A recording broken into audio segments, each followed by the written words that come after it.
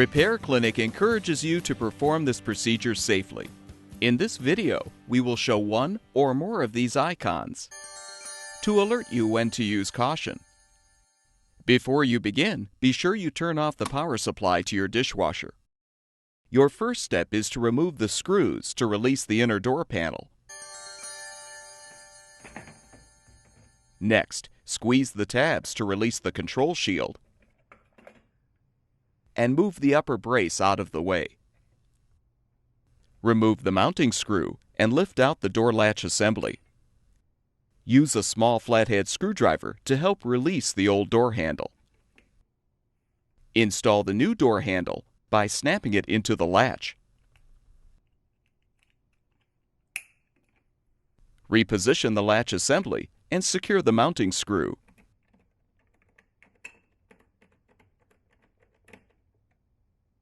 Reposition the upper brace and snap in the control shield.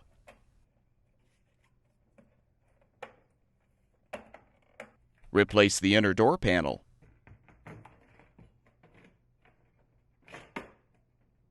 And secure it with the screws. You're now ready to restore power to your dishwasher.